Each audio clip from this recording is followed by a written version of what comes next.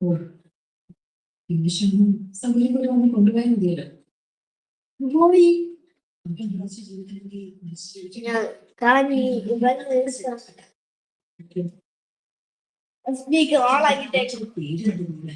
പരസ്പരം മനസ്സിലാക്കി ഒന്നിച്ച് കഴിയാൻ പറ്റുമെങ്കിൽ ഒന്നിച്ച് കഴിയട്ടെ.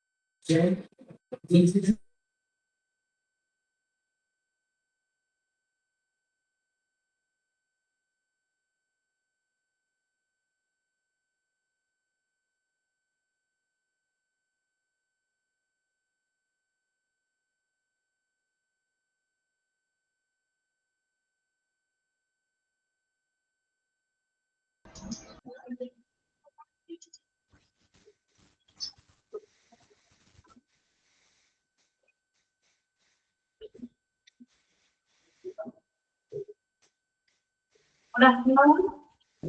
Good afternoon, Miss. Good afternoon.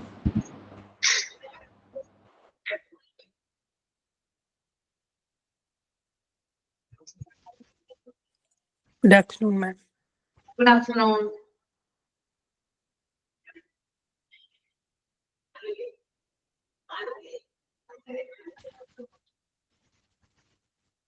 Okay. നിങ്ങൾ കഴിഞ്ഞ ക്ലാസ്സിൽ എന്നോട് പറഞ്ഞിട്ടുണ്ടായിരുന്നു രണ്ടാമത്തെ പാരാഗ്രാഫില് മീനിങ് ടെക്സ്റ്റിൽ ഇല്ലാന്ന്. സത്യമാണോ? മീനിങ് ഇല്ലേ?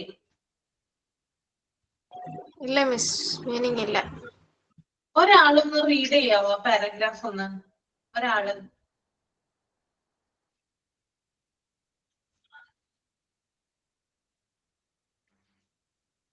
ആരാ റീഡ് ചെയ്യാ? ഒരാള് റീഡ് ചെയ്യോ? അറിയാൻ വേണ്ടിയിട്ടാണ് കേട്ടോ.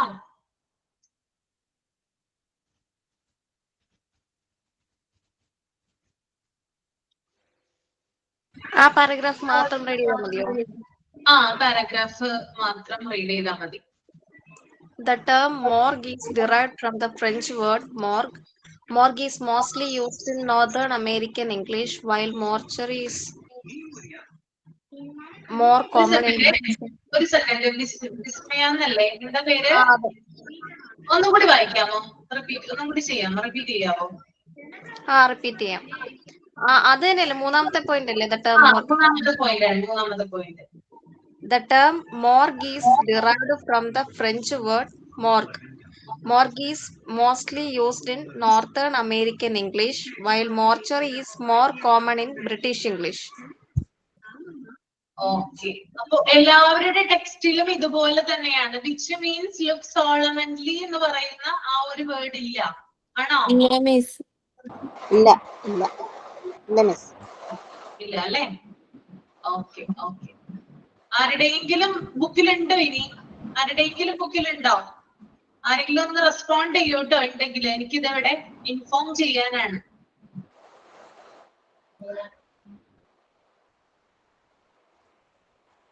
ഇല്ല, ആരുടെയും ബുക്കിലില്ല അല്ലേ? Okay okay okay. അപ്പൊ ഞാനിവിടെ അത് ഇൻഫോം ചെയ്തോളാം കേട്ടോ.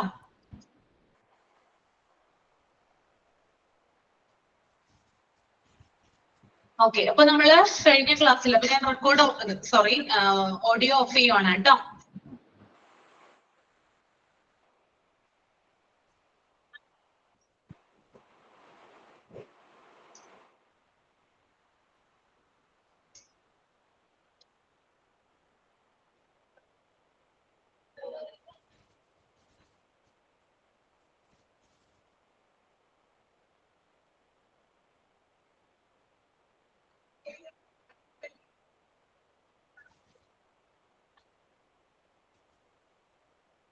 ഇതുപോലെ എന്തെങ്കിലും വ്യത്യാസങ്ങൾ ഉണ്ടെങ്കിലും പറയാം കേട്ടോ.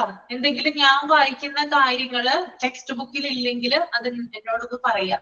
ഓക്കെ, മറ്റു ടീച്ചേഴ്സിനോട് നിങ്ങൾക്ക് പറയാം. അതിന്റെ ചാപ്റ്ററുകളിൽ അവർ വായിക്കുന്ന എന്തെങ്കിലും നിങ്ങളുടെ ടെക്സ്റ്റ് ബുക്കിൽ ഇല്ലെങ്കിൽ അതും എന്ത് ചെയ്യണം? ഇൻഫോം ചെയ്യണം കേട്ടോ.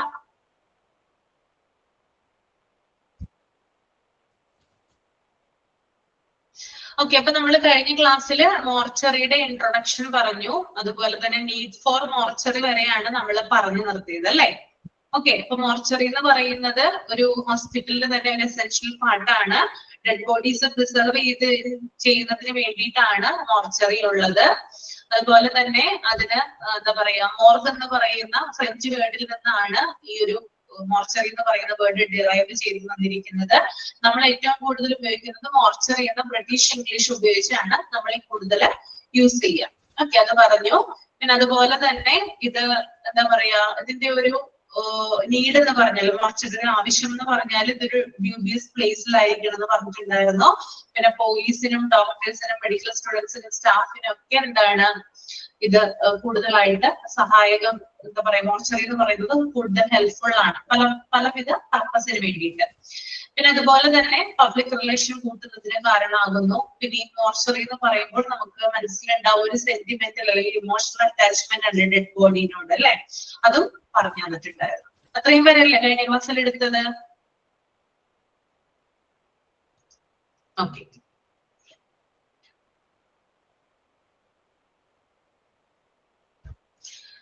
then function of mortuary service എന്ന് പറയുന്ന ആ ഒരു 6 പോയിന്റ് അവിടെ കൊടുത്തിട്ടുണ്ട്. അത് നിങ്ങൾ ഒന്ന് ആദ്യം മൈൻഡിൽ ഒന്ന് റീഡ് ചെയ്യാം. റീഡ് ചെയ്തതിന് ശേഷം തമ്പ് ചെയ്യാം, എന്നിട്ട് ഞാൻ എക്സ്പ്ലെയിൻ ചെയ്യാം.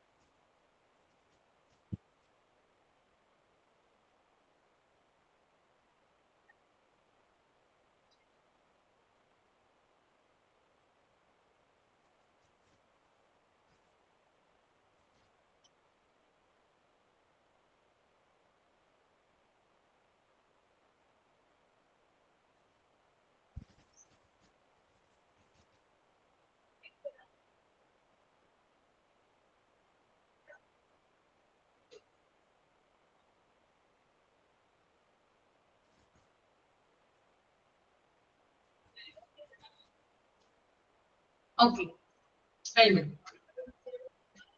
ഓക്കെ, അപ്പൊ എന്താണ് മോർച്ചറി സർവീസിന്റെ ഫങ്ഷൻ, പ്രധാനപ്പെട്ട ചുമതലകൾ അല്ലെങ്കിൽ പ്രധാനപ്പെട്ട പ്രവർത്തനങ്ങൾ എന്തൊക്കെയാണ് മോർച്ചറി സർവീസിന്റെ എന്ന് നോക്കാം. ഫസ്റ്റ് പോയിന്റ് എന്ന് പറയുന്നത് to conserve the dead body till the formalities of the handing over of deceased is completed. അതായത് ഇവിടെ പറയുന്നത് ഒരു മോർച്ചറി എന്ന് പറയുമ്പോൾ എന്താണ്, അത് മരിച്ച ആളുടെ മൃതദേഹം സൂക്ഷിക്കുന്ന ഒരു സ്ഥലമാണ് അല്ലെ. അപ്പോ ഇത്തരത്തിൽ മരിച്ച ആളുകളുടെ മൃതദേഹങ്ങൾ സൂക്ഷിച്ച് നടപടിക്രമങ്ങൾ പൂർത്തിയാകുന്നത് വരെ ബന്ധുക്കൾക്ക് ഹാൻഡ് ഓവർ ചെയ്യുന്നതിന് വേണ്ടിയിട്ട് മൃതദേഹങ്ങൾ സൂക്ഷിച്ചു വെച്ചിരിക്കുന്ന ഒരു സ്ഥലത്തെ അല്ലെങ്കിൽ അത്തരത്തിലുള്ള സ്ഥലമാണ് മോർച്ചറി എന്ന് പറയുന്നത്. ഓക്കെ, അതായത് ചില കേസിൽ നമുക്ക് പറയാൻ പറ്റില്ല എന്തുകൊണ്ടാണ് ഡെത്ത് സംഭവിച്ചതെന്ന് നമുക്ക് പറയാനായിട്ട് പറ്റില്ല. ചിലത് ആക്സിഡന്റ് ആവാം, ചിലത് മർഡർ ആവാം, അങ്ങനെയുള്ള കാര്യങ്ങളൊക്കെ ഉണ്ടാവാറുണ്ട് അല്ലെ. അപ്പോ അത്തരത്തില് ഡെഡ് ബോഡീസ് നടപടിക്രമങ്ങൾ പൂർത്തിയാകുന്നത് വരെ അല്ലെങ്കിൽ ബന്ധുക്കൾ കൈമാറുന്നത് വരെ എന്ത് ചെയ്യുന്നു, മോർച്ചറിയിൽ സൂക്ഷിച്ചു വെക്കുന്നു. ഓക്കെ, അപ്പോ എപ്പോ വരെയാണ് ബന്ധുക്കൾക്ക് കൈമാറുന്നത് വരെ, അല്ലെങ്കിൽ ആ മോർച്ചറി അല്ലെങ്കിൽ ആ ഹോസ്പിറ്റലിന്റെ മോർച്ചറിയിലുള്ള നടപടിക്രമങ്ങളൊക്കെ പൂർത്തിയാകുന്നത് വരെ ആ ഡെഡ് ബോഡി പ്രിസർവ് ചെയ്ത് വെക്കുന്നതിന് വേണ്ടിയിട്ട് മോർച്ചറിയാണ് ഹെൽപ്പ് ചെയ്യുന്നത്. ഓക്കെ, ക്ലിയർ ആണോ? ഓക്കെ ആണോ? ഓക്കെ, രണ്ടാമത്തെ പോയിന്റ് എന്ന് പറയുന്നത് to keep the dead body unclaimed till the relatives claim and take it away for final disposal. Usually bodies that are not claimed are kept for 72 hours and unless claimed till that period, disposal of the dead body is done in keeping with the existing policy of the hospital and as per the law of land, law of land. Okay, അതായത് ഇവിടെ unclaimed എന്ന് പറയുന്നത് not identified എന്നാണ് കേട്ടോ. അതായത് തിരിച്ചറിയാത്ത, means തിരിച്ചറിയാത്ത മൃതദേഹങ്ങൾ ഉണ്ടല്ലോ, അതാണ് അൺക്ലെയിംഡ്. ഓക്കെ, ഐഡന്റിഫൈ ചെയ്യാത്ത മൃതദേഹങ്ങൾ നമ്മൾ പറയുന്നതാണ് അൺക്ലെയിംഡ് എന്ന് പറയുന്നത്.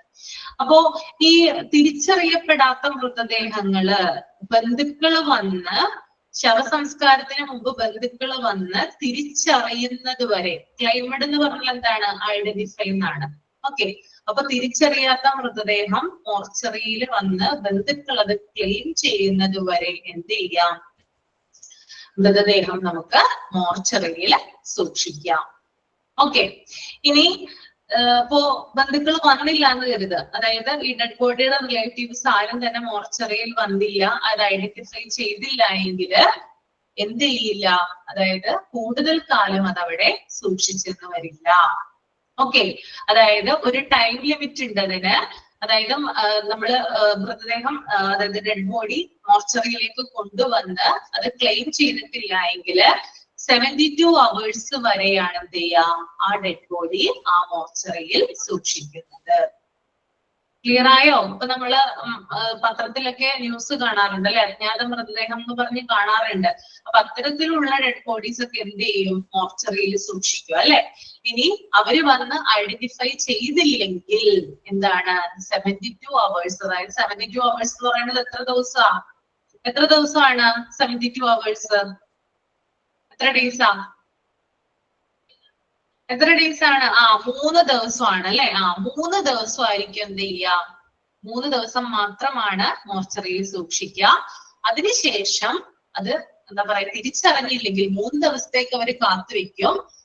എന്നിട്ടും ബന്ധുക്കൾ വന്നത് ഐഡന്റിഫൈ ചെയ്തില്ലെങ്കിൽ ഹോസ്പിറ്റലിന്റെ പോളിസിക്ക് അനുസരിച്ച് അല്ലെങ്കിൽ ഹോസ്പിറ്റലിന്റെ നയങ്ങൾക്കനുസരിച്ച് ആ ബോഡി ഡിസ്പോസ് ചെയ്യും. ഓക്കെ, അപ്പോ ഓരോ ഹോസ്പിറ്റലിലും ഓരോ പോളിസികളായിരിക്കും ഉണ്ടായിരിക്കുക. അപ്പൊ അതനുസരിച്ച് ആ ശരീരം അവരെന്ത് ചെയ്യും, സംസ്കരിക്കും.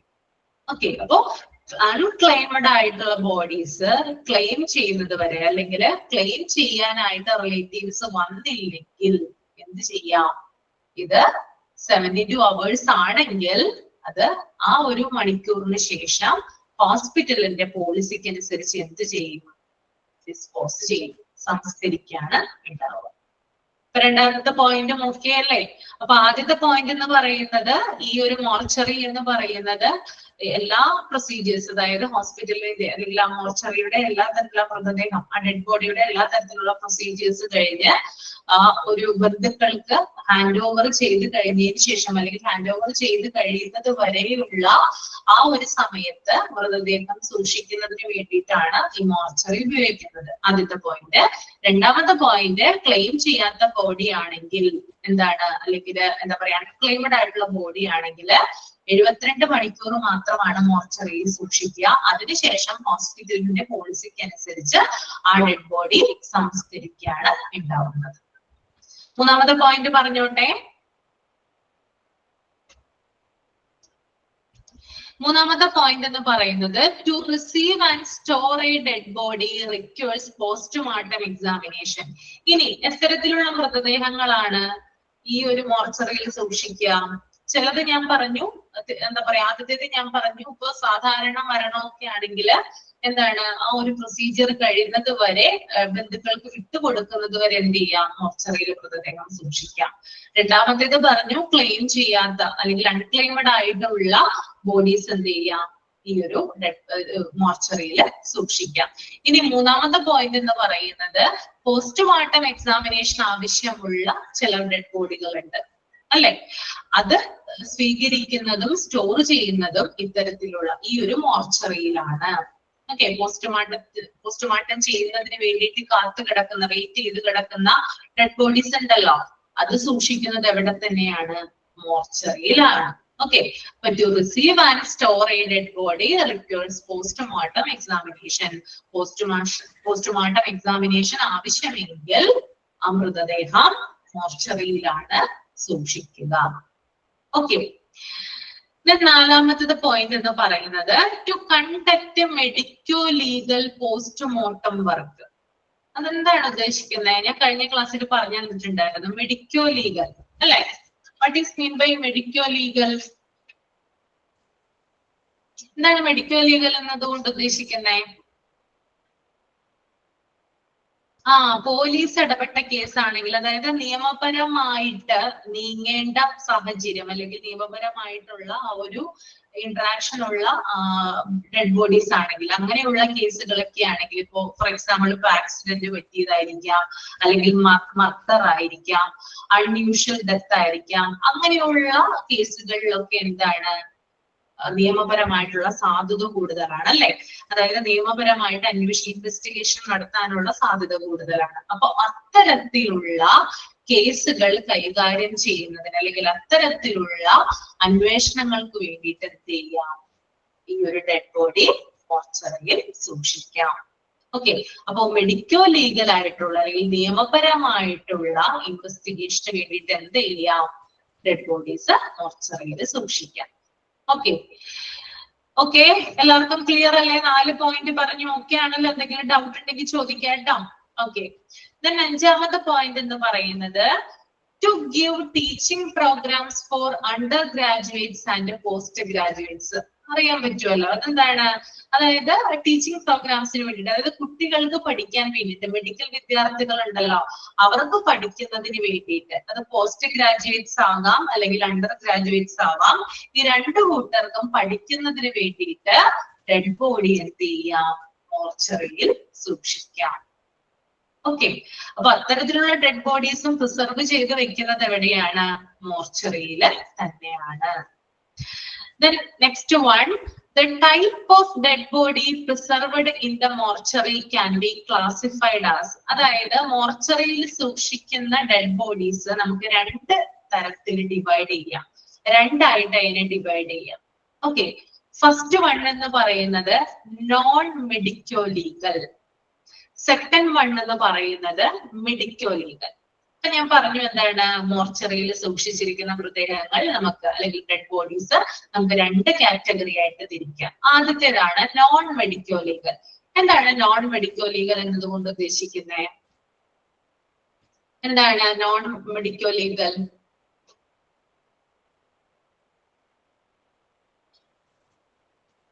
ഒന്ന് കമന്റ് ചെയ്തേ. നാച്ചുറൽ അല്ലേ?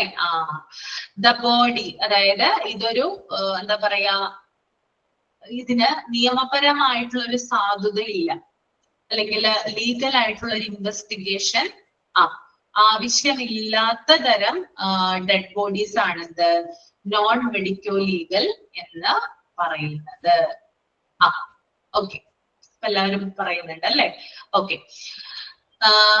ഓക്കെ, അതിന്റെ മീനിങ് ഒന്ന് എഴുതിയെടുത്തോളൂ കേട്ടോ നിങ്ങള്. Non medico legal dead body, non-medico legal dead body means a death that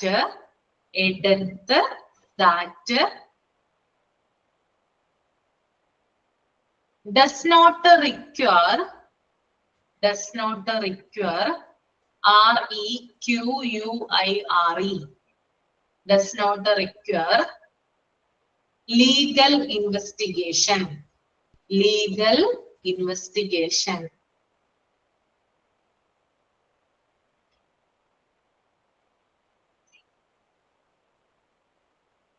Non-medico legal dead body means a death that does not require legal investigation. മനസ്സിലായല്ലോ? എഴുതിയപ്പോ തന്നെ ലീഗൽ ഇൻവെസ്റ്റിഗേഷൻ ആവശ്യമില്ലാത്ത dead bodies ആണത് non medico legal എന്ന് പറയുന്നത്.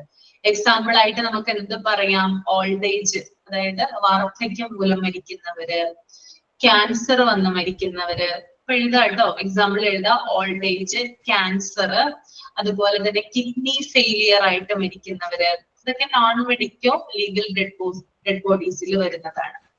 Okay, പിന്നെ അതുപോലെ തന്നെ ആശുപത്രിയിൽ മരിക്കുന്നവർ, എന്തെങ്കിലും ചികിത്സ സംബന്ധമായിട്ട് ആശുപത്രിയിലൊക്കെ വെച്ച് മരിക്കുന്നവരില്ലേ, അതൊക്കെ നോൺ മെഡിക്കോ ലീഗൽ ആണ്. അതിനൊന്നും പോസ്റ്റ്മോർട്ടം ഒന്നും ആവശ്യമില്ല.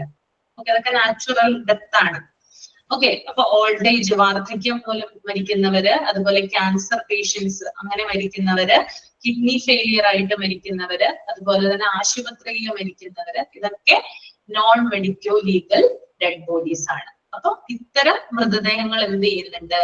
മോർച്ചറിയിൽ സൂക്ഷിക്കുന്നുണ്ട്. അപ്പൊ അടുത്തത് നിങ്ങൾക്ക് അറിയാൻ പറ്റുമല്ലോ എന്തായിരിക്കും? Medico legal. എന്താണ് അപ്പോ മെഡിക്കോ ലീഗൽ? പറഞ്ഞു നിങ്ങളൊന്ന്. ഇതിന്റെ നേരെ ഓപ്പോസിറ്റ് ആയിരിക്കും അല്ലെ? എന്തായിരിക്കും അത്? MLC ആണല്ലേ. അതായത് അതായത് ഈ ഒരു ഡെഡ് ബോഡി അല്ലെങ്കിൽ ഈ ഒരു ഡെഡ് ബോഡിക്ക് ഫർദർ ഇൻവെസ്റ്റിഗേഷൻ ആവശ്യമാണ്.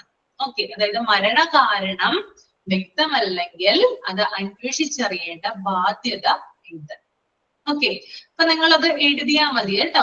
നീഡ് ലീഗൽ ഇൻവെസ്റ്റിഗേഷൻ എന്താണ്? അല്ലെങ്കിൽ require legal investigation. Okay, require അതായത് അപ്പൊ അതിന്റെ കൂട്ടത്തിൽ തന്നെ ഒന്ന് എഴുതി വെക്കും. അപ്പൊ ആദ്യം പറഞ്ഞു അത്രയും നീട്ടി വലിച്ച് എഴുതണ്ട, ഷോർട്ട് ആയിട്ട് എഴുതിയാൽ മതി. മെഡിക്കോ ലീഗൽ എന്ന് പറയുന്നത് that means that require legal investigation. Require legal investigation. അപ്പൊ ഇത് രണ്ടും വളരെ ഇമ്പോർട്ടന്റ് ആണ് കേട്ടോ. 2 ടൈപ്സ് ഇതുവരെ നമ്മൾ പറഞ്ഞതിൽ, ഇത്ര വരെ ഞാൻ ഈ ക്ലാസ്സിൽ പറഞ്ഞതിൽ വെച്ചിട്ട് ഇമ്പോർട്ടന്റ് ആയിട്ടുള്ള പോയിന്റ് ആണ് നോൺ മെഡിക്കോ ലീഗലും അതുപോലെ തന്നെ മെഡിക്കോ ലീഗലും. ഓക്കെ, അപ്പൊ മെഡിക്കോ ലീഗൽ എന്ന് പറയുമ്പോൾ നിയമപരമായിട്ടുള്ള സാധുതയുള്ളത് അല്ലെങ്കിൽ ലീഗൽ ഇൻവെസ്റ്റിഗേഷൻ ആവശ്യമുള്ളതാണല്ലോ. അപ്പൊ അതിന് എക്സാമ്പിൾ ആയിട്ട് വരുന്നത് മർഡർ വരാം. ഓക്കെ, നിങ്ങൾക്ക് അറിയാവുന്നതാണ്. മർഡർ വരാം, അതുപോലെ തന്നെ സൂയിസൈഡ് വരാം, ആക്സിഡന്റൽ ഡെത്ത് വരാം, പിന്നെ അൺനാച്ചുറൽ ആയിട്ടുള്ള ഡെത്ത് വരാം. ഓക്കെ, അസ്വാഭാവികമായിട്ടുള്ള മരണം. Okay, murder, suicide, accidental death, then unnatural death. ഇത്രയുമാണ് മെഡിക്കോ ലീഗൽ ഡെഡ് ബോഡീസിന് ഉദാഹരണമായിട്ട് വരുന്നത്. ഓക്കെ, ക്ലിയർ ആയെന്ന് വിചാരിക്കുന്നു കേട്ടോ. ഓക്കെ ആണല്ലോ. അടുത്തതിലോട്ട് പൊയ്ക്കോട്ടെ ഞാൻ. ഓക്കെ ആണ്. ഓക്കെ, അടുത്തത് planning parameter of A mortuary. അതായത് ഒരു മോർച്ചറി നമ്മൾ പ്ലാൻ ചെയ്യുമ്പോൾ എന്തൊക്കെ കാര്യങ്ങളാണ് അതിനകത്ത് വരുന്നത് നമുക്ക് നോക്കാം. ഫസ്റ്റ് വൺ എന്ന് പറയുന്നത് ലൊക്കേഷൻ ആണ്. ഓക്കെ, ലൊക്കേഷൻ നമുക്ക് നോക്കാം അല്ലെ. The location should be in A dubious obscure place in a separate building.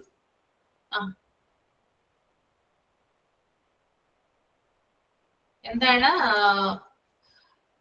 Accident ആയാലും അതുപോലെ തന്നെ മർഡർ ആണെങ്കിലും പോസ്റ്റ്മോർട്ടം ചെയ്യുമല്ലോ, എന്നാലല്ലേ മരണകാരണം വ്യക്തമാകുള്ളൂ. ഫുൾ ആയിട്ട് എനിക്ക് വായിക്കാൻ പറ്റുന്നില്ല കേട്ടോ, ഞാൻ നോക്കാം, ലാസ്റ്റ് പറഞ്ഞുതരാം കേട്ടോ. ഓക്കെ, അപ്പൊ നമുക്ക് ഈ ക്ലാസ് ഒന്ന് നോക്കപ്പോ എന്താ പറയാ, the location should be in A dubious or obscure place. ഏതെങ്കിലും ഒന്ന് മതി കേട്ടോ. ഡൂബിയസ് അതായത് വ്യക്തമല്ലാത്ത, അവ്യക്തമായ. ഒബ്സ്ക്യൂർ എന്ന് പറഞ്ഞാലും അത് തന്നെയാണ്. അപ്പൊ ഏതെങ്കിലും ഒരു മീനിങ് അവിടെ പഠിച്ചു വെച്ചാൽ മതി. Okay, in a separate building to where the dead bodies can be reached in a non disturbing way. There should be easy access from wards, ICU, OT. Dubious ഇല്ലേ? ഇല്ല. ഒബ്സ്ക്യൂർ ഉണ്ടോ? ഒബ്സ്ക്യൂർ ഉണ്ടോ? Okay, രണ്ടിനും ഒരേ meaning തന്നെയാണ് കേട്ടോ. Okay okay,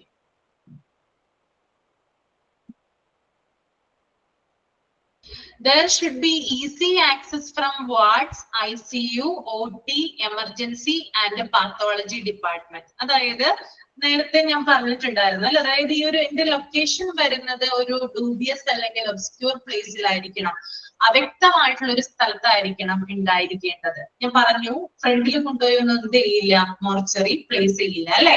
ഒരിക്കലും ഒരു ഹോസ്പിറ്റലിലെ റിസപ്ഷനോടനുബന്ധിച്ചോ അല്ലെങ്കിൽ OPD-യോടനുബന്ധിച്ചോ ഒന്നും എന്ത് ചെയ്യില്ല, ഈ ഒരു മോർച്ചറി ഉണ്ടായിരിക്കില്ല. അത് കുറച്ച് ആളുകളുടെ കണ്ണെത്തിപ്പെടാത്ത അകലത്തിലായിരിക്കും എന്തുണ്ടാവുക, മോർച്ചറിയുടെ ലൊക്കേഷൻ വരിക. ഓക്കെ, പിന്നെ അതുപോലെ തന്നെ ഈ ഡെഡ് ബോഡീസ് എന്ന് പറയുന്നത്, അതായത് ഈ ഒരു ഡെഡ് ബോഡി സൂക്ഷിക്കുന്ന മോർച്ചറിയുടെ ലൊക്കേഷൻ വരുന്നത് ഒരു നോൺ ഡിസ്റ്റർബിംഗ് വേയിലായിരിക്കണം. അതായത് കോമൺ ആയിട്ട് ആളുകൾ സഞ്ചരിക്കാത്ത സ്ഥലം ഉണ്ടാവുമല്ലോ. ആശുപത്രിയിലൊക്കെ ഇപ്പൊ കോമൺ പാത്തുകൾ ഉണ്ടാവും. എല്ലാ ആളുകളും എല്ലാ പേഷ്യൻസും ഒക്കെ നടന്നു പോകുന്ന ധാരാളം സ്ഥലങ്ങൾ ഉണ്ടാവും. പക്ഷെ അതിൽ നിന്ന് മാറി ഒരു ഡിഫറെന്റ് ആയിട്ടുള്ള പാത്ത് എന്തിനുണ്ടായിരിക്കണം? ഈ ഒരു മോർച്ചറിക്ക് ഉണ്ടായിരിക്കണം. അധികം ആരും ഡിസ്റ്റർബ് ചെയ്യാത്ത, ഡെഡ് ബോഡീസ് ഒക്കെ കൊണ്ടുപോകുമ്പോൾ ആളുകളുടെ ശ്രദ്ധ അധികം പെടാത്ത രീതിയിലായിരിക്കണം ഈ മോർച്ചറിയുടെ ലൊക്കേഷൻ വരുന്നത്. നമ്മൾ ആശുപത്രിയിൽ പോകുന്നുണ്ടല്ലേ, നമ്മൾ എപ്പോഴും കാണാറുണ്ടോ ഡെഡ് ബോഡീസ് ഒക്കെ കൊണ്ടുപോകുന്നത്? നമ്മൾ കാണാറുണ്ടോ? നിങ്ങൾ കാണാറുണ്ടോ? ഇല്ല. എന്തുകൊണ്ടാണ്? അതിന് സെപ്പറേറ്റ് ആയിട്ട് ഒരു പാത്ത് ഉണ്ട്. കോമൺ ആയിട്ടുള്ള പാത്തിൽ കൂടി ആയിരിക്കില്ല എന്ത് ചെയ്യുന്നത്? ഈ ഡെഡ് ബോഡീസ് കൊണ്ടുപോകുന്നത്, ട്രാൻസ്പോർട്ട് ചെയ്യുന്നത്. ഓക്കെ, അപ്പോ അധികം ഡിസ്റ്റർബൻസ് ഇല്ലാത്ത ഒരു ഏരിയയിലായിരിക്കണം ഇതിന്റെ ഒരു ലൊക്കേഷൻ ഉണ്ടായിരിക്കുക. അതുപോലെ തന്നെ പെട്ടെന്ന് പ്രവേശനം ഉണ്ടായിരിക്കണം. എവിടെ നിന്നൊക്കെയാണ് ഈ മോർച്ചറിയിലേക്ക് ആക്സസ് ഉണ്ടാവേണ്ടത്? അതായത് വാർഡിൽ നിന്ന് മോർച്ചറിയിലേക്ക് എളുപ്പത്തിൽ പ്രവേശിക്കാനായിട്ട് കഴിയണം. ഓക്കെ, എന്താണ്? അതായത് വാർഡിൽ കിടന്ന് മരിക്കുന്നവരുണ്ടാവും അല്ലെ, അപ്പോ അവിടെ നിന്ന് പെട്ടെന്ന് പ്രവേശിപ്പിക്കാൻ കഴിയുന്ന രീതിയിലായിരിക്കണം മോർച്ചറിയുടെ ലൊക്കേഷൻ വരുന്നത്. അതുപോലെ തന്നെ ICU അല്ലെ, ഇന്റൻസീവ് കെയർ യൂണിറ്റ്, അത്യാസന്ന നിലയിൽ കിടക്കുന്ന ആളുകളെ താമസിപ്പിക്കുന്ന സ്ഥലമാണല്ലോ ICU എന്ന് പറയുന്നത്. അവിടെ വെച്ചും മരണങ്ങൾ ഉണ്ടാവാം. സോ അവിടെ നിന്നും ആളുകൾക്ക് ആക്സസ് ചെയ്യാവുന്ന രീതിയിലായിരിക്കണം, അല്ലെങ്കിൽ അവിടെ നിന്നുള്ള മരിച്ചു കഴിയുന്ന ആളുകളെ, ആ ഡെഡ് ബോഡീസ് ആക്സസ് ചെയ്യാവുന്ന രീതിയിലായിരിക്കണം മോർച്ചറിയുടെ ലൊക്കേഷൻ വരേണ്ടത്. അതുപോലെ തന്നെ OT അല്ലെ, ഓപ്പറേഷൻ തിയേറ്റർ അല്ലെ, ഓപ്പറേഷൻ തിയേറ്ററിൽ എന്ത് ചെയ്യാറുണ്ട്? ചിലപ്പോ സർജറി ഒക്കെ കഴിഞ്ഞതിന് ശേഷം ആളുകളുടെ ഡെത്ത് ആവാറുണ്ട്. സോ അവിടെ നിന്നും എന്ത് ചെയ്തിരിക്കണം? ഈസി ആയിട്ടുള്ള ആക്സസ് ഉണ്ടായിരിക്കണം. അതുപോലെ തന്നെ എമർജൻസിയിൽ നിന്നും, എമർജൻസി ഡിപ്പാർട്ട്മെന്റിൽ നിന്നും, പാത്തോളജി ഡിപ്പാർട്ട്മെന്റ്സിൽ നിന്നൊക്കെ ഈസി ആയിട്ടുള്ള ആക്സസ് എങ്ങോട്ട് ഉണ്ടായിരിക്കണം? മോർച്ചറിയിലേക്ക് ഉണ്ടായിരിക്കണം. അതായത് ഒരു വേ ഉണ്ടായിരിക്കണം, വഴി ഉണ്ടായിരിക്കണം എന്നാണ് അവിടെ ഉദ്ദേശിക്കുന്നത് കേട്ടോ. ഓക്കെ, അപ്പൊ ലൊക്കേഷൻ ഓക്കെ അല്ലേ? ഓക്കെ, ഒബ്സ്ക്യൂർ പ്ലേസിലായിരിക്കണം, അതുപോലെ നോൺ ഡിസ്റ്റർബിംഗ് വേ ആയിരിക്കണം, പിന്നെ easy access from ICU, OT, ward, emergency and pathology department. രണ്ടാമത്തെ പോയിന്റ് വരുന്നത് സ്പേസ് റിക്വയർമെന്റ് ആണ്. ഓക്കെ, അതായത് സ്ഥലം ഉണ്ടോ എന്നാണ് ചോദിക്കുന്നത് കേട്ടോ. ആവശ്യത്തിനുള്ള സ്പേസ് എത്രയാണ് വേണ്ടതെന്നാണ് പറയുന്നത്. Relays on the size and type of hospital and the work load, the Committee on Plan Project COPP has recommended an area of 6 to 8 square feet bed as a general guideline. ഇവിടെ എന്താ പറയുന്നേ? അതായത് എത്രയാണ് space, ഒരു മോർച്ചറിക്ക് വേണ്ടിയിട്ടുള്ള space എത്രയാണെന്നാണ് ചോദിക്കുന്നത്. അതായത് നമുക്ക് മോർച്ചറിയുടെ സ്പേസ് എന്ന് പറയുന്നത് ഹോസ്പിറ്റലിനനുസരിച്ച് വ്യത്യാസം വരാം. ഹോസ്പിറ്റലിന്റെ സൈസ് അനുസരിച്ച്, അവിടുത്തെ വർക്ക് ലോഡ് അനുസരിച്ച് എന്ത് വരും? ഡിഫറൻസ് ഉണ്ടാവാം. ഇപ്പൊ ചെറിയ ഹോസ്പിറ്റൽ ആകുമ്പോൾ ചെറിയ രീതിയിലുള്ള മോർച്ചറിയാണ് ഉണ്ടാവുക, വലിയ ഹോസ്പിറ്റൽ ആണെങ്കിൽ വലിയ മോർച്ചറിയാണ് ഉണ്ടാവുക. ഓക്കെ, അപ്പൊ ഈ മോർച്ചറിയുടെ വലിപ്പം നിർണ്ണയിക്കുന്നത് എന്താണ്? ആ ഹോസ്പിറ്റലിന്റെ സൈസും അതുപോലെ തന്നെ അവിടുത്തെ വർക്ക് ലോഡും അനുസരിച്ചിട്ടാണ് അതിന്റെ സൈസ് നിർണ്ണയിക്കുന്നത്. പിന്നെ അതുപോലെ തന്നെ committee on plan project COPP എന്ന് പറയും. ഗവൺമെന്റ് ഓഫ് ഇന്ത്യയുടെ അണ്ടറിൽ വരുന്നതാണ്. അതും നീതി ആയോഗിന്റെ, നീതി ആയോഗ് എന്ന് കേട്ടിട്ടുണ്ടോ നിങ്ങള്? നീതി ആയോഗ് കേട്ടിട്ടുണ്ട്? ആ, നീതി ആയോഗിന്റെ അണ്ടറിലാണ് എന്ത് വരുന്നത്? COPP എന്ന് പറയും. ഒരു അതാണ്, പ്ലാൻ ആണ്, ഒരു പ്രൊജക്റ്റ് ആണ്, ഒരു അതോറിറ്റി ആണത്. അവര് കേട്ടിട്ടുണ്ട് അല്ലെ, നീതി ആയോഗിന്റെ അണ്ടറിൽ വരുന്ന അതോറിറ്റിയാണ്. അപ്പൊ ഈ COPP പ്രകാരം എന്താണ് അവര് റെക്കമെൻഡ് ചെയ്യുന്ന മോർച്ചറിയുടെ സ്പേസ് എന്ന് പറയുന്നത്? അതായത് ഒരു കിടക്ക അല്ലെങ്കിൽ ഒരു മൃതദേഹം സൂക്ഷിക്കാൻ വേണ്ട സ്പേസ് എന്ന് പറയുന്നത് 6 to 8 സ്ക്വയർ ഫീറ്റ് ആണ് കേട്ടോ. ഒരു ഡെഡ് ബോഡി അല്ലെങ്കിൽ ആ ഡെഡ് ബോഡി വെച്ചിരിക്കുന്ന ആ ഒരു സ്ട്രക്ചർ അല്ലെങ്കിൽ എന്താ പറയാ ട്രോളി സൂക്ഷിക്കാൻ വേണ്ട ആ ഒരു സ്പേസ് എന്ന് പറയുന്നത് 6 to 8 സ്ക്വയർ ഫീറ്റ് ആണ്. അപ്പൊ ഇത്ര സ്ക്വയർ ഫീറ്റിലായിരിക്കണം മോർച്ചറി എന്ന് പറയുന്നില്ല. പകരം അത് ഹോസ്പിറ്റലിന്റെ സൈസും അവിടെയുള്ള വർക്ക് ലോഡും അനുസരിച്ചായിരിക്കും ടോട്ടൽ ഏരിയ വരുന്നത്. പക്ഷെ ഒരു മൃതദേഹം സൂക്ഷിക്കുന്നതിന് വേണ്ടിയിട്ടുള്ള ഏരിയ എന്ന് പറയുന്നത് 6 to 8 സ്ക്വയർ ഫീറ്റ് ആണ്. ഓക്കെ, ക്ലിയർ ആണോ? ഓക്കെ ആണ്. ഓക്കെ ഓക്കെ COPP ഒന്ന് അണ്ടർലൈൻ ചെയ്ത് വെക്കുക കേട്ടോ. The committee on plan project. Okay, അവര് റെക്കമെൻഡ് ചെയ്യുന്നതാണ് അത് കേട്ടോ.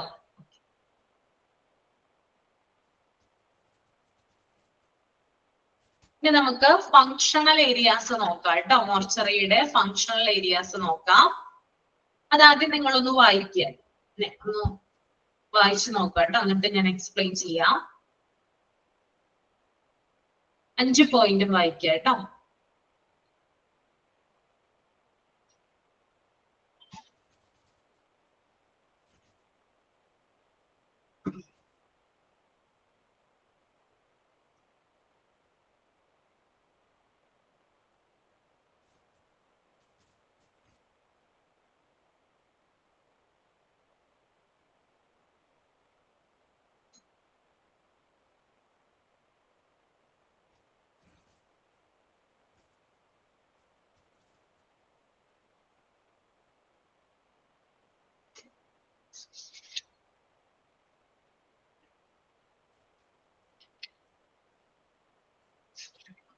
വായിച്ചു കഴിഞ്ഞിട്ട് തമ്പ് ചെയ്യാം.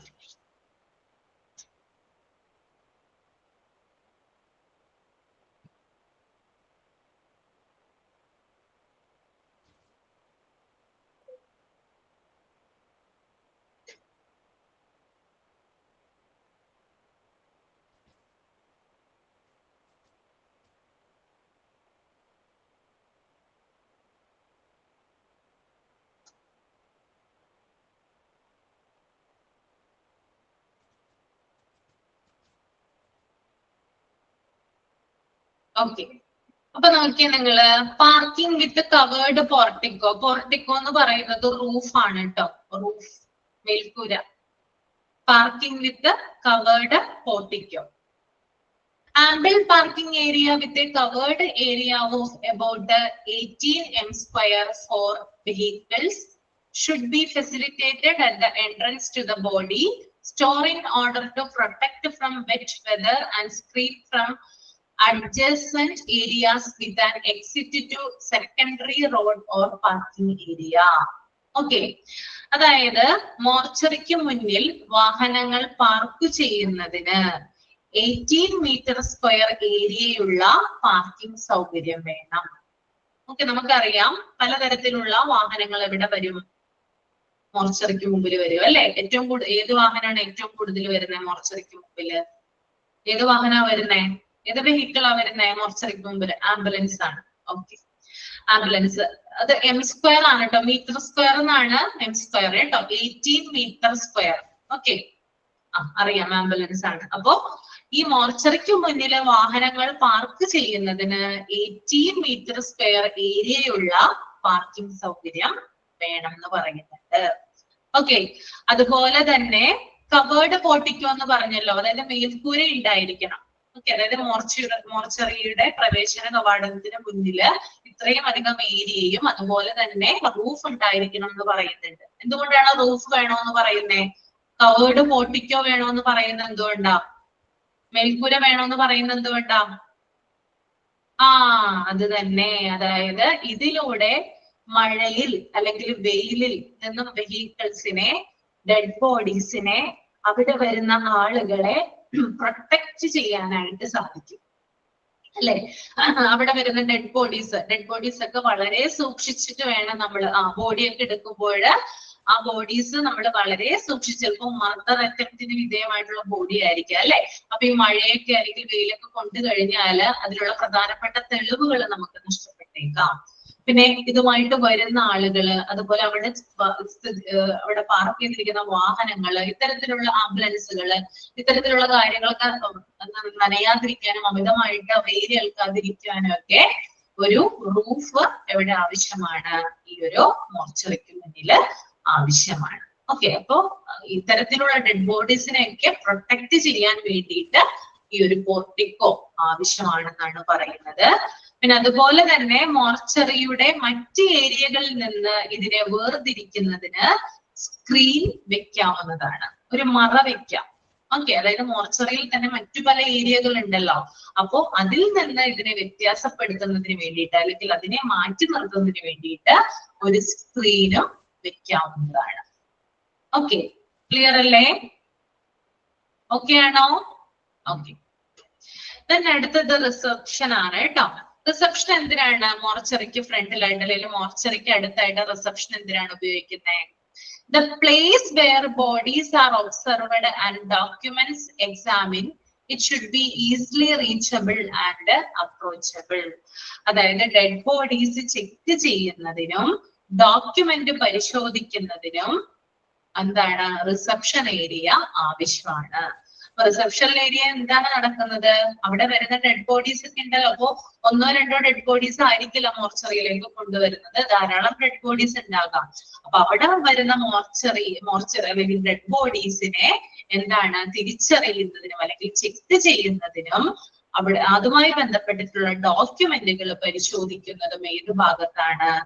റിസപ്ഷൻ ഭാഗത്താണ്. പിന്നെ ഒരു ഈ ഏരിയ എന്ന് പറയുന്നത്, ഈ ഒരു റിസപ്ഷൻ ഏരിയ എന്ന് പറയുന്നത് എളുപ്പത്തിൽ എത്താവുന്ന രീതിയിലായിരിക്കണം ഉണ്ടായിരിക്കേണ്ടത്. ഓക്കെ, ആളുകൾക്ക് പെട്ടെന്ന് കടന്നു ചെല്ലാകുന്ന രീതിയിലായിരിക്കണം റിസപ്ഷന്റെ ഏരിയ വരേണ്ടത്. ഓക്കെ, ദെൻ മൂന്നാമത്തെ പോയിന്റ് ട്രോളി ബേ ആണ് കേട്ടോ. Okay, the proper space needed for the trolley bay in 3 meter square. The trolley is used for transportation of the dead body. It should be within the reach of the reception. Trolley bay എന്തിനാ use ചെയ്യുന്നേ? Trolley bay, trolley എന്തിനാ use ചെയ്യുന്നേ? Trolley എന്തിനാ use ചെയ്യുന്നേ? Dead bodies transport ചെയ്യുന്നതിന് വേണ്ടിയിട്ടാണ് കേട്ടോ. Okay, body കൊണ്ടുപോകാൻ അല്ലേ. അപ്പൊ ഇത്തരത്തിലുള്ള എന്താണ് ട്രോളികള് വെക്കുന്ന ഒരു സ്ഥലമുണ്ട്.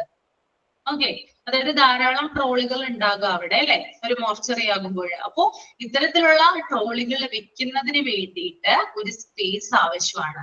ആ സ്പേസ് ഇവിടെ കൊടുത്തിട്ടുണ്ട്, 3 meter square. എത്രയാണ്? 3 meter square ആണ് ഡെഡ് ബോഡീസ് കൊണ്ടുപോകുന്ന ട്രോളികൾ വെക്കുന്നതിന് വേണ്ടിയിട്ട് ആവശ്യമായിട്ടുള്ള സ്പേസ് എന്ന് പറയുന്നത്. ഓക്കെ, പിന്നെ അതുപോലെ തന്നെ ഈ ട്രോളികൾ കൊണ്ടുപോകുന്ന അല്ലെങ്കിൽ ട്രോളികൾ ഇടുന്ന ഒരു ഏരിയ എന്ന് പറയുന്നത് റിസപ്ഷന് അടുത്തായിരിക്കണം. ഓക്കെ, റിസപ്ഷന് തൊട്ടടുത്തായിരിക്കണം ഈ ട്രോളികൾ ഇടേണ്ടത്, അതും പറയുന്നുണ്ട്. ഓക്കെ, ദെൻ നാലാമത്തെ പോയിന്റ് എന്ന് പറയുന്നത് വെയിറ്റിംഗ് ഏരിയ ആണ് അല്ലെ. A waiting room of 15 meter square is suggested for the entry to visitors and relatives. എന്തിനാണ് വെയിറ്റിംഗ് ഏരിയ? വെയിറ്റിംഗ് ഏരിയ ആരാണ് വന്നിരിക്കുന്നത് അവിടെ വെയിറ്റിംഗ് ഏരിയയില്? വിസിറ്റേഴ്സ്, അതുപോലെ തന്നെ ഡെഡ് ബോഡിയുമായി ബന്ധപ്പെട്ട അവരുമായി ബന്ധപ്പെട്ടുള്ള റിലേറ്റീവ്സ് അല്ലെ, ബന്ധുക്കളൊക്കെ വരുമോ അല്ലെ. അപ്പോ അവർക്ക് ഇരിക്കുന്നതിന് വേണ്ടിയിട്ട് അല്ലെങ്കിൽ അവർക്ക് വേണ്ടി പ്രൊവൈഡ് ചെയ്യുന്ന ഒരു ഏരിയ ആണ് എന്ത്? വെയിറ്റിംഗ് ഏരിയ എന്ന് പറയുന്നത്. ഇതിന് വേണ്ടിയിട്ട് 15 meter square ആണ് നമ്മൾ എന്ത് ചെയ്യേണ്ടത്? മാറ്റി വെക്കേണ്ടത്. അപ്പൊ വെയിറ്റിംഗ് ഏരിയക്ക് വേണ്ടിയിട്ട് എന്താണ് 15 meter square സ്പേസ് നമ്മൾ ഒരുക്കിയിരിക്കണം. ഓക്കെ, ക്ലിയർ ആയെന്ന് വിചാരിക്കുന്നു കേട്ടോ. ഓക്കെ ആണോ? അപ്പൊ 4 പോയിന്റ് പറഞ്ഞു. Parking with covered portico, reception, trolley bay, waiting area. Okay, next one ആണ് സ്റ്റോറേജ് ചേംബർ. അപ്പൊ നമുക്ക് നോക്കാം എന്താണ് സ്റ്റോറേജ് ചേംബർ എന്ന് അല്ലെ. എന്താണ് സ്റ്റോറേജ് ചേംബർ? നിങ്ങൾ കേട്ടിട്ടുണ്ടാവുമല്ലോ. എന്താണ് സ്റ്റോറേജ് ചേംബർ?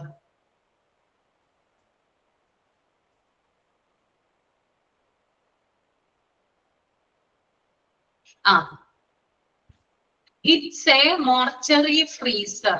ഫ്രീസർ കണ്ടിട്ടില്ലേ? കണ്ടിട്ടുണ്ടാവുമല്ലോ. ഏതെങ്കിലും മരണം നടന്ന വീട്ടിലൊക്കെ പോയിട്ടുണ്ടെങ്കിൽ ചില ബോഡീസ് ഒക്കെ ഈ ഫ്രീസറിലാണ് എന്ത് ചെയ്യുക? കെപ്റ്റ് ചെയ്യുക അല്ലെ. അപ്പൊ ഈ സ്റ്റോറേജ് ചേംബർ എന്ന് പറയുന്നത് മോർച്ചറി ഫ്രീസറിനെയാണ് പറയുന്നത് കേട്ടോ.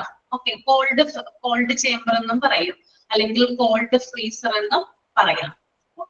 പലതരത്തില് നമുക്ക് ഇതിനെ പറയാനായിട്ട് പറ്റും. അപ്പൊ types of mortuary cold chambers. അപ്പോ എന്താണ്, രണ്ട് തരത്തിലുള്ള കോൾഡ് ചേംബേഴ്സിനെ കുറിച്ച് ഇവിടെ പറയുന്നുണ്ട്. അതിന്റെ എക്സ്പ്ലനേഷൻ നമുക്കൊന്ന് നോക്കാം.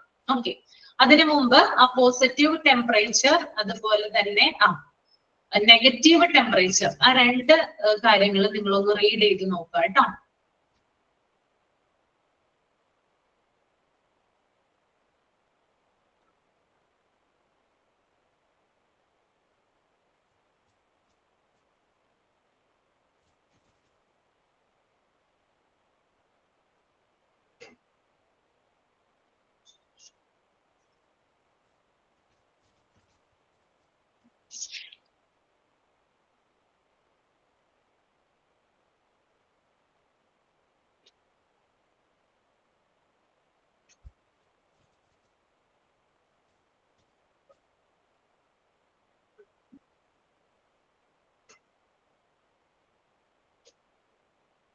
ആഴ്ചയ്ക്ക് ശേഷം തമ്പ് ചെയ്യാം.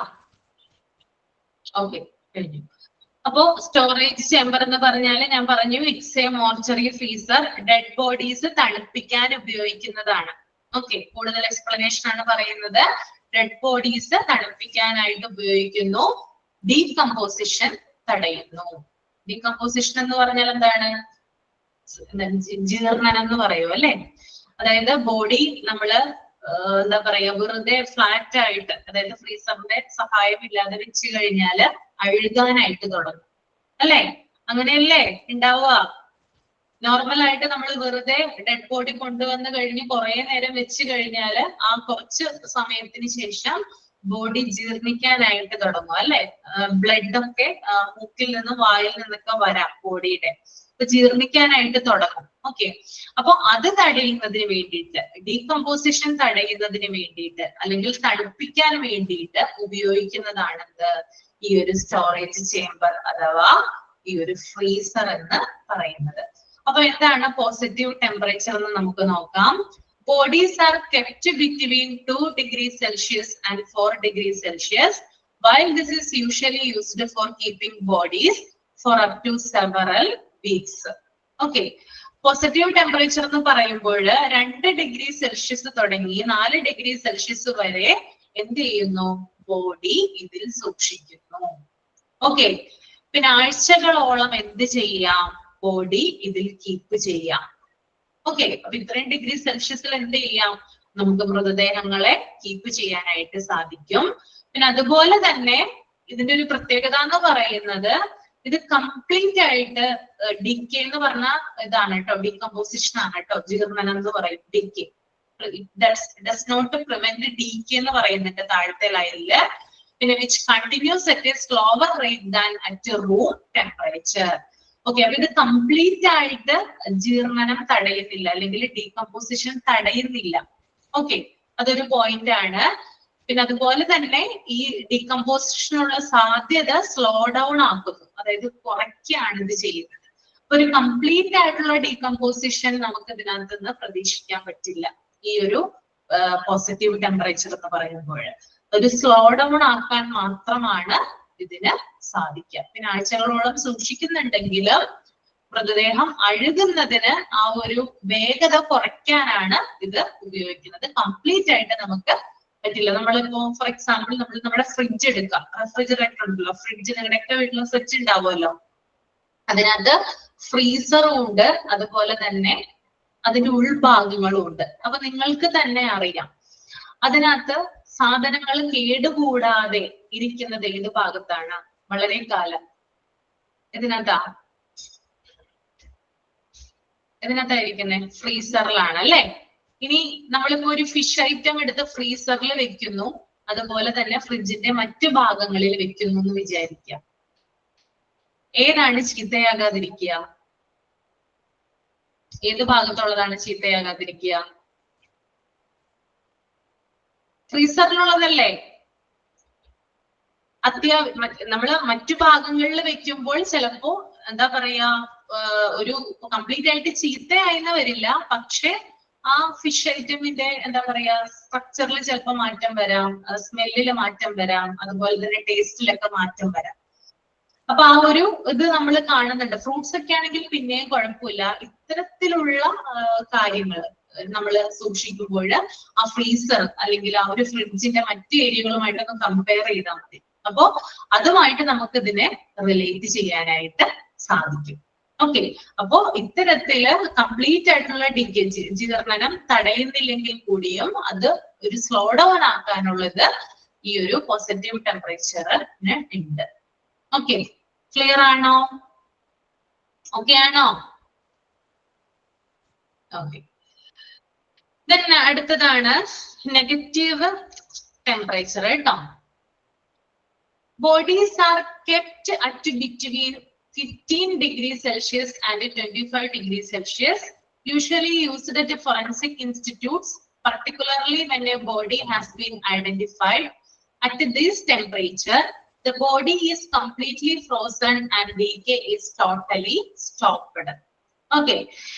അതായത് നെഗറ്റീവ് ടെമ്പറേച്ചർ എന്ന് പറയുമ്പോൾ ഡെഡ് ബോഡീസ് 15 ഡിഗ്രി സെൽഷ്യസ് മുതൽ 25 ഡിഗ്രി സെൽഷ്യസ് വരെ ടെമ്പറേച്ചറിൽ സൂക്ഷിക്കുന്നു.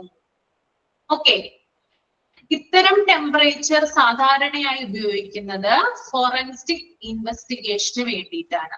ഓക്കെ, അല്ലെങ്കിൽ ഇപ്പോ ഫോറൻസിക് ഇൻവെസ്റ്റിഗേഷൻ ആവശ്യമുള്ള ഡെഡ് ബോഡീസ് ഉണ്ടല്ലോ, കൂടുതലായിട്ട് കാര്യങ്ങൾ അറിയുന്നതിന് ഇപ്പോ നമുക്കറിയാം കുറെ അധികം പഴക്കമുള്ള മൃതദേഹങ്ങളൊക്കെ ആണെങ്കിൽ അതിങ്ങനെ എന്ത് ചെയ്യും, വളരെ ഡീപ്പായിട്ടുള്ള അല്ലെങ്കിൽ ഹൈ ടെമ്പറേച്ചറിലായിരിക്കും അല്ലെ സൂക്ഷിക്കുന്നത്. അതായത് ഭയങ്കരമായിട്ട് തണുത്തുറഞ്ഞ മരവിച്ച രീതിയിലായിരിക്കും എന്ത് ചെയ്യുക, ഈ ഒരു ഫ്രീസറിൽ ഉണ്ടായിരിക്കുക ഡെഡ് ബോഡി. അതായത് മരവിച്ച രൂപത്തിലായിരിക്കും എന്ത് ചെയ്യുക, ആ ഒരു ഫ്രീസറിൽ നമുക്ക് ഡെഡ് ബോഡിയെ കാണാനായിട്ട് സാധിക്കുക.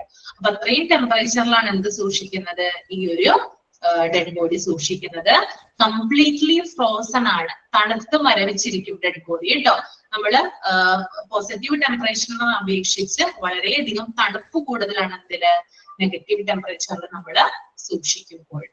ഓക്കെ, പിന്നെ അതുപോലെ തന്നെ ഇതിന്റെ ഒരു പ്രത്യേകത എന്ന് പറഞ്ഞാല് ആദ്യത്തേതിൽ നമ്മൾ പറഞ്ഞു ഡിക്കേ, അതായത് ജീർണനം കംപ്ലീറ്റ് ആയിട്ട് തടയുന്നില്ല എന്ന് പറഞ്ഞു അല്ലെ. എന്നാൽ ഇതിന്റെ പ്രത്യേകത എന്താണ് ഇതിന്റെ പ്രത്യേകത? വായിച്ചപ്പോ എന്താ മനസ്സിലായത്? ബോഡി അഴുകുന്നത് പൂർണ്ണമായിട്ടും തടയുന്നു. അതായത് ഇതിനകത്ത് വെച്ച് കഴിഞ്ഞാല് ഡെഡ് ബോഡി എന്ത് ചെയ്യില്ല, അഴുകില്ല. എത്ര കാലം വേണമെങ്കിലും എന്ത് ചെയ്യും, അത് ഇരുന്നോളും. ഓക്കെ, ക്ലിയർ ആയോ? പറഞ്ഞത് മനസ്സിലായല്ലോ അല്ലേ? ഓക്കെ, മനസ്സിലായല്ലേ? ഓക്കെ, നമ്മുടെ ഒരു മോഹൻലാലിന്റെ ഒരു മൂവി ഉണ്ട്, ഏത് മൂവിയാണെന്ന് എനിക്ക് ഓർമ്മയില്ല. ഒരു വല്യമ്മ അതിനകത്ത് മരിക്കുന്നുണ്ട്. എന്നിട്ട് കുറെ അധികം നാള് ഈ ഒരു ഫ്രീസറിലാണ് സൂക്ഷിച്ചു വെക്കുക. നിങ്ങൾ കണ്ടിട്ടുണ്ടോ ആ മൂവി? ഏത് മൂവിയാണെന്ന് എനിക്ക് ഓർമ്മയില്ല കേട്ടോ. അധികം ഫേമസ് ആവാത്തൊരു മൂവിയാണ്. അപ്പോ എന്താ പറയാ, ഇത്തരത്തില് കുറെ നാളുകൾക്ക് അല്ലെങ്കിൽ കുറെ നാളുകളുടെ ആവശ്യത്തിന് വേണ്ടിയിട്ട് ഈ ബോഡി കംപ്ലീറ്റ് ആയിട്ട് മരവിപ്പിച്ച് അല്ലെങ്കിൽ തണുപ്പിച്ച് വെക്കുന്നതാണ് എന്ത് നെഗറ്റീവ് ടെമ്പറേച്ചറിൽ എന്ന് പറയുന്നത്. 15 ഡിഗ്രി സെൽഷ്യസ് മുതൽ 25 ഡിഗ്രി സെൽഷ്യസിൽ വരെയാണ് ഇത് ഇവിടെ സൂക്ഷിക്കുക. ഓക്കെ, നെക്സ്റ്റ് വരുന്നത് പോസ്റ്റ്മോർട്ടം റൂമാണ്. The postmortem room is treated to be like an operation theater in all technically.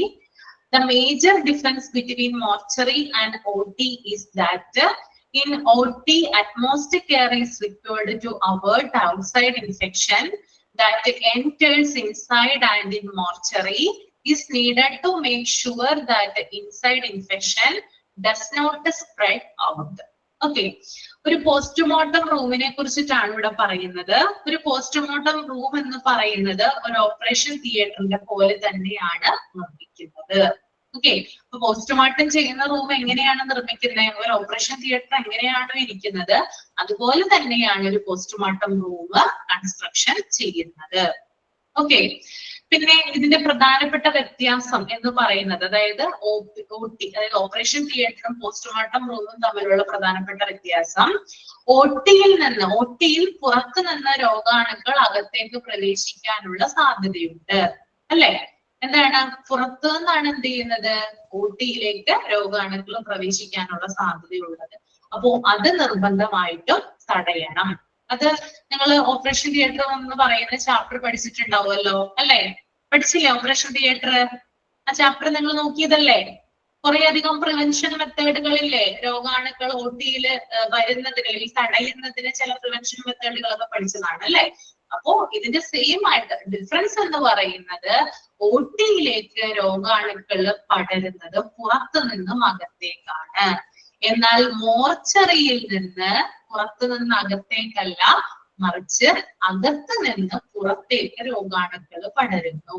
ഇപ്പൊ ഡെഡ് ബോഡി കൊണ്ടുവയ്ക്കുമ്പോൾ തന്നെ അതൊരു ജീർണനത്തിന് അല്ലെ കൂടുതൽ സാധ്യത കൂടുതലാണ്, അല്ല അഴുകാനായിട്ടുള്ള സാധ്യത ഒക്കെ കൂടുതലാണ്. അപ്പോ ആ ഒരു ഡെഡ് ബോഡി കൊണ്ടുവന്ന് വെക്കുമ്പോൾ അതിനകത്തുള്ള ചില എന്താ പറയാ അണുക്കൾ എന്ത് ചെയ്യാം അകത്ത് നിന്ന്, അതായത് മോർച്ചറി റൂമിൽ നിന്നും പുറത്തേക്ക് പടരാനായിട്ട് സാധ്യതയുണ്ട്. അപ്പൊ അത് തടയണം. ഓക്കെ, അതാണ്. അപ്പോ ഓപ്പറേഷൻ റൂം ആയാലും മോർച്ചറി റൂം ആയാലും രണ്ടും എന്താ പറയാ അല്ല സോറി പോസ്റ്റ്മോർട്ടം റൂം ആയാലും അതുപോലെ ഓപ്പറേഷൻ റൂം ആയാലും രണ്ടും എന്താണ് ഒരേപോലെയുള്ള രീതിയിലാണ് നിർമ്മിക്കുന്നത്.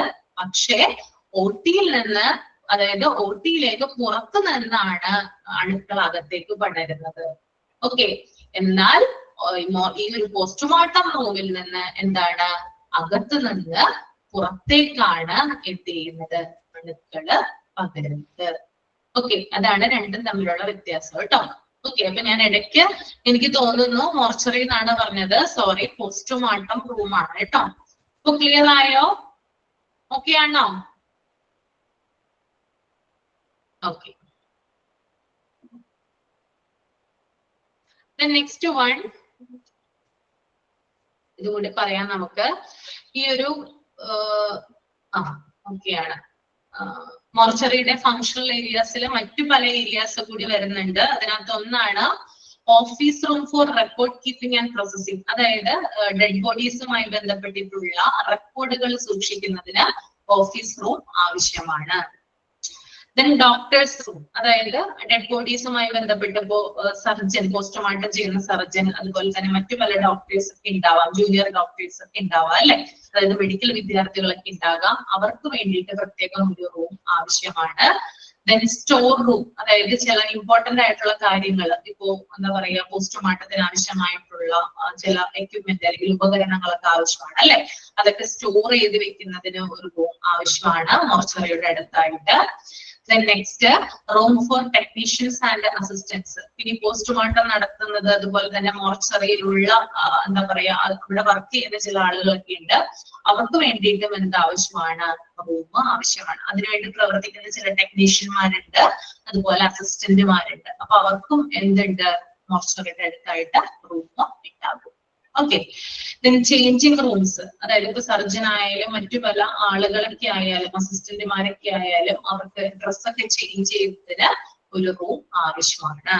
ഓക്കെ, പിന്നെ അതുപോലെ തന്നെ ടോയ്ലറ്റ്സ്, ഓക്കെ എന്താണ് പറയാ ശുചിമുറികൾ അല്ലെങ്കിൽ ബാത്റൂം അങ്ങനെയുള്ള സൗകര്യങ്ങൾ, ബാത്റൂം അല്ലെ സോറി വാഷ്റൂം, ഈ ടോയ്ലറ്റുകൾ ഒക്കെ എന്താണ് എവിടെ ആവശ്യമാണ് ഈ ഒരു മോർച്ചറിയുടെ അടുത്തായിട്ട് ആവശ്യം. ഓക്കെ, ഇത്രയും കാര്യങ്ങളാണ് മോർച്ചറിയുടെ ഫങ്ഷണൽ ഏരിയാസിൽ അല്ല ഫങ്ഷണൽ ഏരിയാസിൽ വരുന്നത് കേട്ടോ. ഓക്കെ, ക്ലിയർ അല്ലേ? എന്തെങ്കിലും ഡൗട്ട് ഉണ്ടെങ്കിൽ ചോദിക്കാം കേട്ടോ. ഞാൻ മൈക്ക് ഓൺ ചെയ്യാം. ഓക്കെ ആണല്ലേ? എളുപ്പമുള്ള ചാപ്റ്റർ അല്ലേ? എളുപ്പമല്ലേ മനസ്സിലാക്കാനായിട്ട്? ഓക്കെ,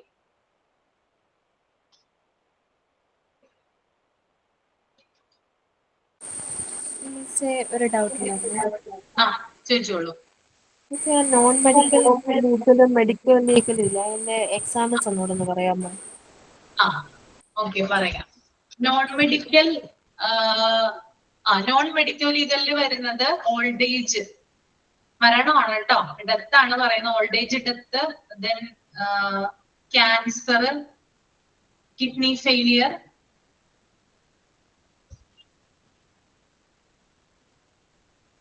പിന്നെ അതുപോലെ തന്നെ ആശുപത്രിയിൽ മരിക്കുന്നവരുണ്ടല്ലോ, ഹോസ്പിറ്റലൈസ്ഡ് ആയിട്ട് ഡെത്ത് സംഭവിക്കുന്ന ആളുകളുണ്ടല്ലോ, അത് നോൺ മെഡിക്കോ ലീഗൽ ഇതിന് ഉദാഹരണമാണ്, എക്സാമ്പിൾ ആണ്.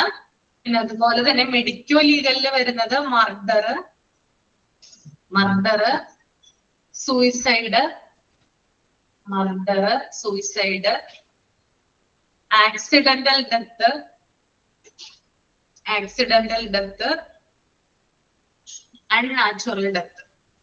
Unnatural death. ഓക്കെ, എഴുതിയോ?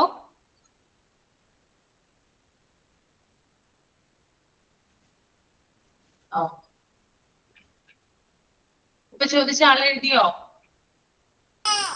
എഴുതി മിസ്. ഓക്കെ. അപ്പൊ ഡൗട്ട് ഒന്നുമില്ലെന്ന് വിചാരിക്കുന്നു. അപ്പൊ വൈൻഡപ്പ് ചെയ്തോട്ടെ.